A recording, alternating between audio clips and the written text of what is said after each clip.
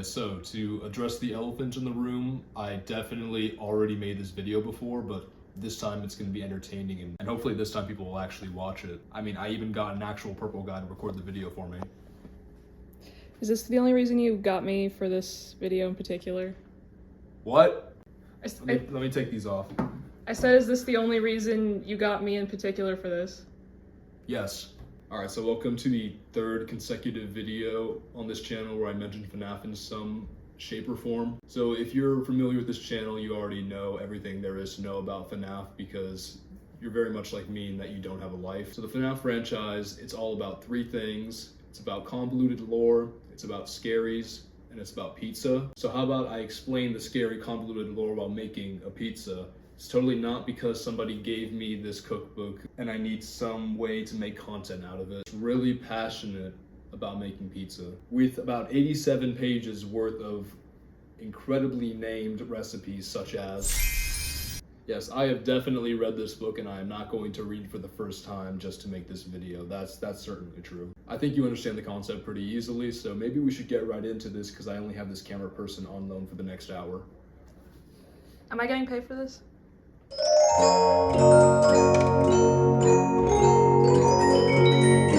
Comes with an extensive 2-page spread about kitchen safety. And I think in order to really be a part of the Fazbear family, we gotta follow this exactly. Rule number 1 is to always wash your hands. It's really important because if you don't wash your hands, you die. I'm sorry. Rule number 2 is to always wear an apron to protect your clothing and to tie your long hair back. Number 3 is to check the recipe list carefully first to make sure you have all your ingredients ready. 4 is to keep the area where you're cooking clean and tidy.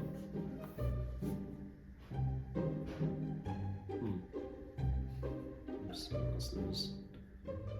5, if you're not an adult, then you must have one with you to help with sharp knives and operating hot ovens and stoves. 6, protective oven mitts must be used while putting anything in and out of the oven. Alright, now, while pizzas are built on the foundation of a crust of dough, FNAF is built on a foundation of pixelated minigame cutscenes and a lot of flashbacks to the 80s. They go really hand in hand, of course.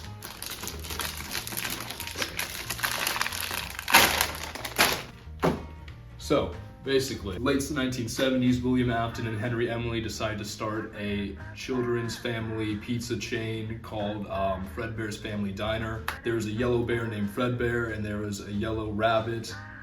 We don't know what to call them really because no matter what you say, you're actually wrong. It's not Spring Bonnie? Like, genuinely? Now you have to leave. Oh. According to some fans. According to other fans, though, you are completely correct. So, everything was going great. It is so popular that they're able to make a spin-off franchise, Freddy Fazbear's Pizza. Now there is a blue rabbit named Bonnie, there is a red fox whose name escapes me currently, and there is a yellow chicken named Chica. So everything is amazing, everything's great. William Afton has a family, he's got a son named Michael, he's got a son named we don't know, he's got a daughter named Elizabeth. It's all fantastic. One of the sons keeps bullying the other one, and then the younger one has a birthday, and they put his head into Fredbear's mouth and it clamps down on it. Was that the bite of 87? That was not the bite of 87, that was actually in 1983, but who's to say who's correct? Oh yeah, it was me. So, what happens after this? What do you do when your son dies from your own invention? You make more children killing robots. That is, of course, after you kill your business partner's daughter when she's outside the restaurant, and then she becomes a mass puppet creature that lurks around the restaurant.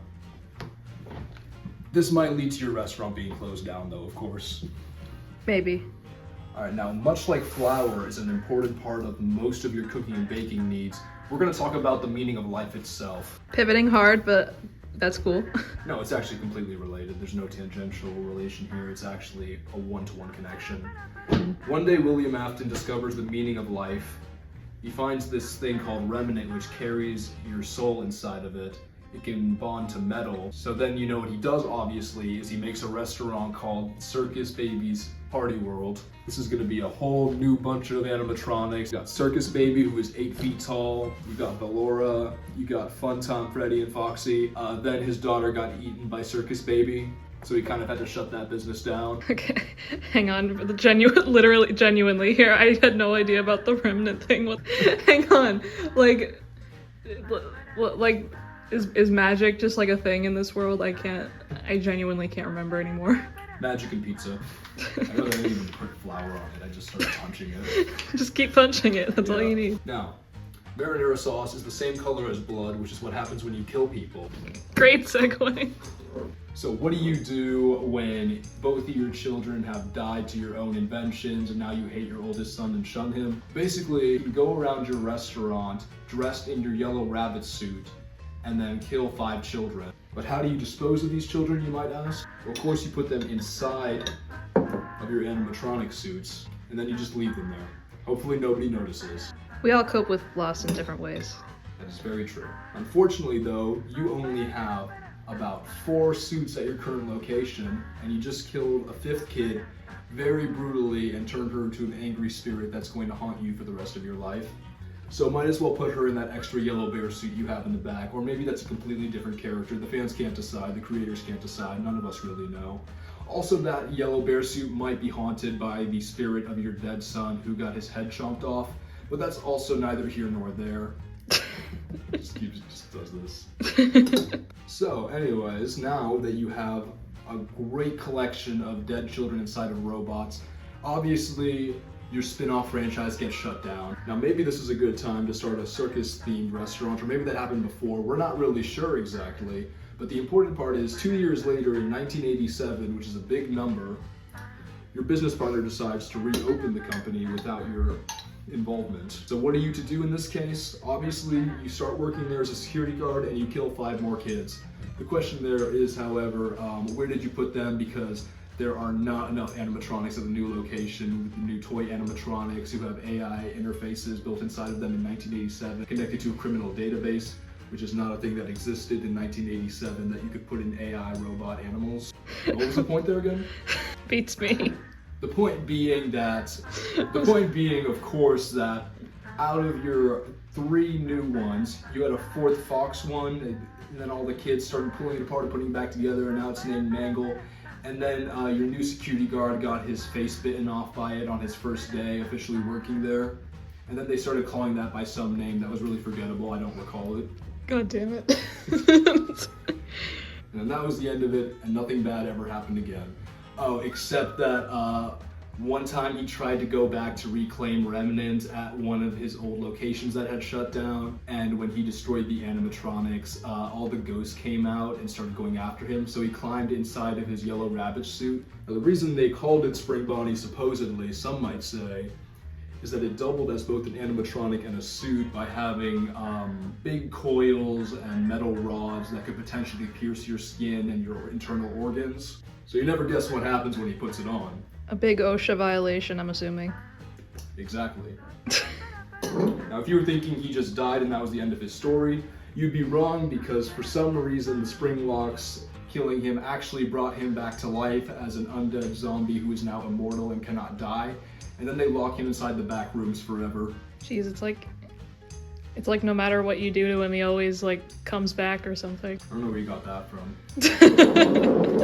Now for the most important part of making any pizza is you leave the room and you walk down the hallway. Where are we going? We're gonna go check on Plushtrap. Important to check on Plushtrap every 5 minutes if you can. Hang on, wait, where's the... Alright, so we're gonna put our sauce away now. Now some people might say that cheese is the protagonist of a pizza.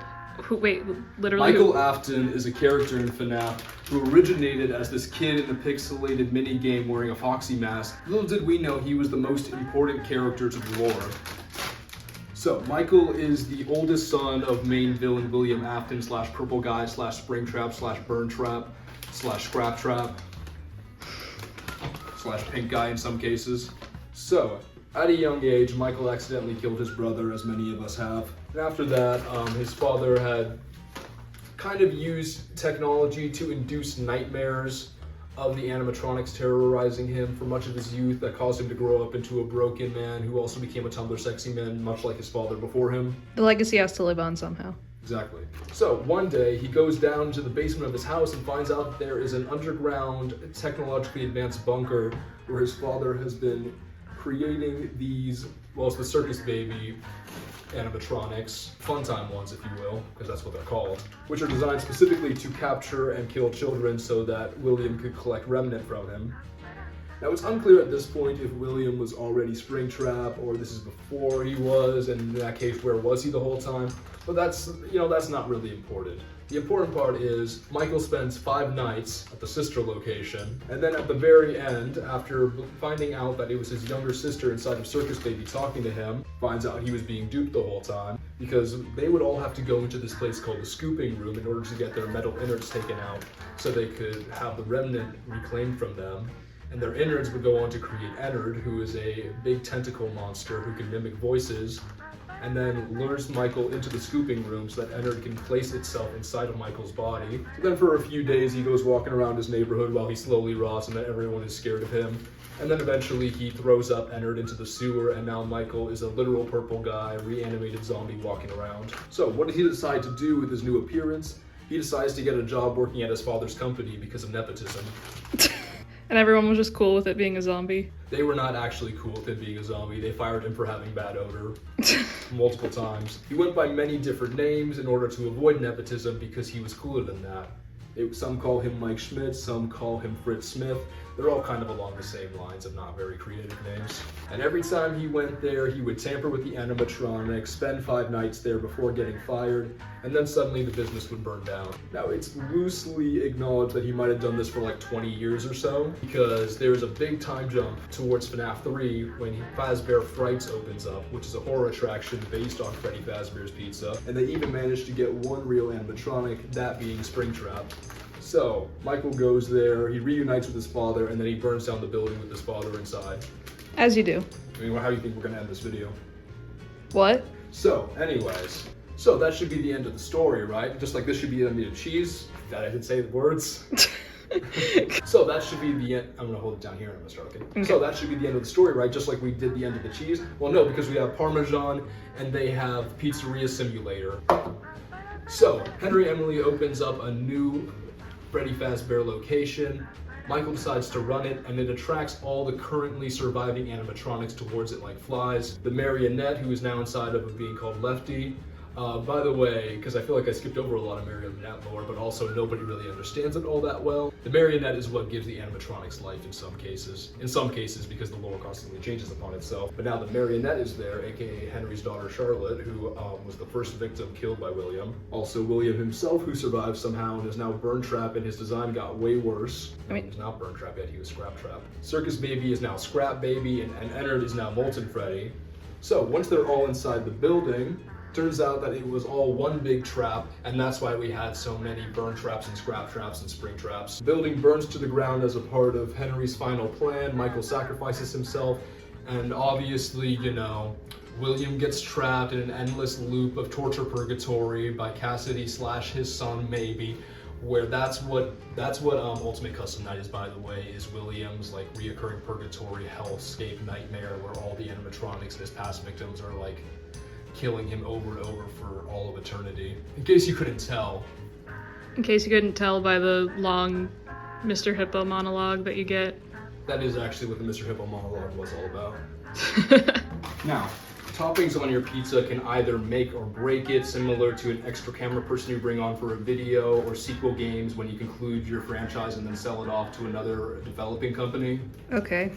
Yeah, so after FNAF's very well written conclusion with Henry Emily's long monologue that finished off the series, killing off the main villain and hero, let's make more games, of course, because we need to have more money. We need to sell a cookbook so somebody can make a video where they talk about the lore while making food from the cookbook. So, the Steel Wool era of FNAF is really complicated and not done yet, so we don't know all the major plot beats or how everything connects. But here's what we know so far. After everybody died and everything was really sad and stuff, I hear a very strong smell of just raw meat. I was not expecting that. Much like the raw meat of all the people who are dead. Much like. This new company that owns all the Fazbear rights, they need to like clear up the image of it in everyone's heads. So they hired developer Scott Cawthon, or at least a guy who looks like him, to create a bunch of cheap games based on the FNAF franchise. In this case, just the Freddy franchise, because we're in the game universe now, but we're acknowledging the real world in a weird way that doesn't make sense. So everyone just thinks, oh, okay, so nobody actually died. These were just games that somebody made. It's all fine. Let's go to the new restaurant they have open. Okay, we're getting into the territory that I genuinely have no idea what's going on anymore. So they make this thing called FNAF AR, which is either an in-universe app or it's an animatronic delivery service. We're not really sure, but you can get Statue of Liberty Chica if you want, and that's pretty cool. I would like to have that in my living room, to be completely honest, I'm not gonna lie. They even make a FNAF VR game, and they get game testers to go play it, including one named Vanessa, who ends up getting infected by the essence of William Afton, who uploaded himself into an AI server somehow. Except we find out later that that's not actually him, but we can get to that at the very end, because we need to go on a really long rant at the end of the FNAF video once again. Huh, I wonder where Foxy went. Anyways. So now Vanessa has a split personality that's part William Afton. It's called Vanny, and she has her own rabbit suit. Glitch Trap is a whole thing on itself. That's all I have to say about Glitch Trap, to be honest. I feel like that's all most people have to say about Glitch Trap. So they got this new place. It's called the Pizza. What's it called? The Mega Pizzaplex, the Pizza Megaplex, something like that. Mega Pizzaplex is what it is. Yeah, they got a whole new cast of characters like Montgomery Gator and Roxanne Wolf, Woo! Who everyone simps over really hard, all of them. Hell yeah. So we got this little kid named Gregory who decides to stay there after hours, and then Freddy has to protect him from the other animatronics. And there's multiple endings and stuff, which makes this part get really confusing. In one of them, you find a burned, still alive William Afton in the basement of the restaurant. And then the big pile of discarded animatronic parts scoops him up and you're able to get away. In some of them, you just go and you sit on a hilltop. Vanessa is still a character. She works as a security guard there. Contributes to the plot, definitely. But what's the main takeaway from the Steel Wool era? Is it about, you know, what's the theme there? The central theme in the original was about pizza and broken families and how they can make pizza together. Well, this is all about how AI is bad and wrong, which I can get down with, which is why we have the Mimic, who is a shape-shifting AI thing. You have to read the book to understand it, and I promise it's really good if you read the Mimic book. I can't think about the Mimic without hearing I know, the stupid fucking song. But yeah, it's pretty much confirmed at this point that when you run into William Afton in the AI hellscape, it's actually the Mimic impersonating him, and I think you just have to wait until the next game, or the Secret of the Mimic already come out. Well shit, I have to scrap this whole video. Let's make this pizza already, because I clearly need to rework the entire fucking layout of the lore once this new game comes out, because the Mimic changes everything. Alright, now we're gonna put the pizza in the oven now. Now, much like Plush Trap, it's very important that you check on your pizza constantly to make sure that it doesn't burn or overheat or anything like that. If I feel like the only thing worse than a bunch of dead children possessing robots terrorizing a local restaurant is a burnt pizza. So I'm gonna go check on Plush Trap right now because that's the most important thing. I feel like our priorities aren't good. Foxy's been gone for like a few moments later.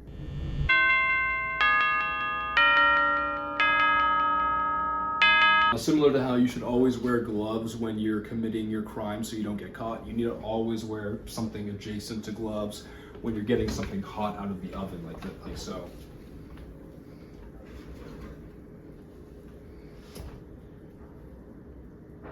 Okay.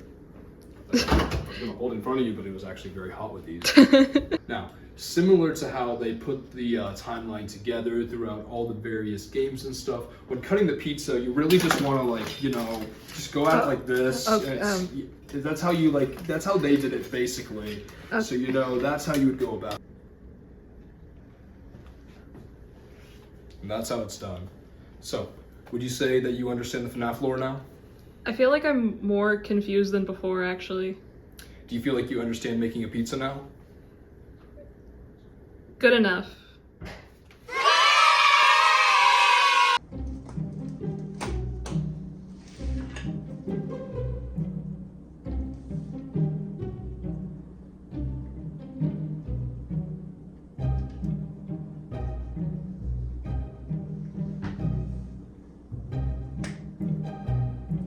It's definitely a pizza, so I think I succeeded.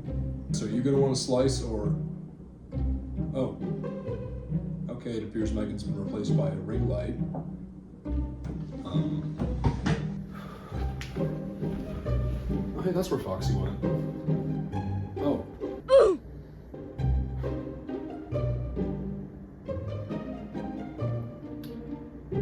there's only one thing to do. 5 minutes later. Now, I think the moral of this story is that, well, not every story needs to have a deeper meaning or some greater layer of significance. If you try to read into every little thing or believe everything people tell you, you might end up going crazy from it.